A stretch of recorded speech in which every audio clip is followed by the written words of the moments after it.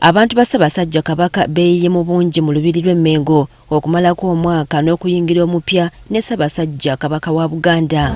Abayimbi ab'enjawulo babaddewo okusanyusa abantu ba Ssaabasajja era nga bangi babinuka amasejjere. Luno terutalizza n'abo abaliko obulemu oba oliawo batuukiriza enjogera egamba nti obulema si buteesobola. Ku ssaawa 10:10 Katikkiro wa Buganda Charles Peter Mayiga atuuse mu lubiri era yaniriziddwa abakungu okuva Emmengo. Bannabyabufuzi ku mitendera egy'enjawulo nabo tebalutumidde mwana omuli kamisona wa Parliament Mathias Mpuuga n'akulira oludda oluvuganya gavumenti mu Parliament Joel Ssenyonyi. Bano baweze ng'omwaka 2025 bwe guli ogw'okulwanirira enkyukakyuka naddala mu kulwanirira obwenkanya.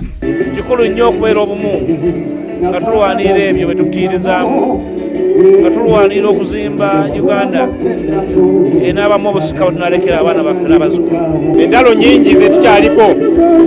Olutalo olw'okulwanyisa enguzi ze ku sayidi yange 2025 tugenda kwongezaamu giya naye nina essuubi nti Mukama ajja tukuma bulungi omwaka 2025 gubeere gwa byafaayo. Ku ssaawa 11:8 entebe ya Ssaabasajja Kabaka etuusiddwa ng'akabonero akabadde kalaga nti ssaawa yonna omutanda abadde wa kutuuka. Wakati ng'abayimbi bali mu kusanyusa abantu ba Ssaabasajja mu lubiri n'omutanda watuukidde ekireetedde n'ababadde batudde okusituka okwerabira ku mutanda.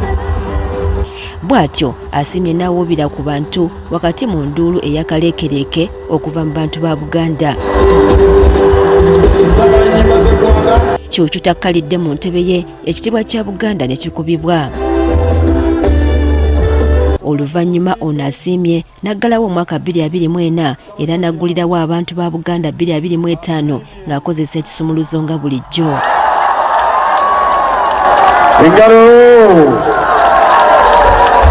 Engalo za 2025!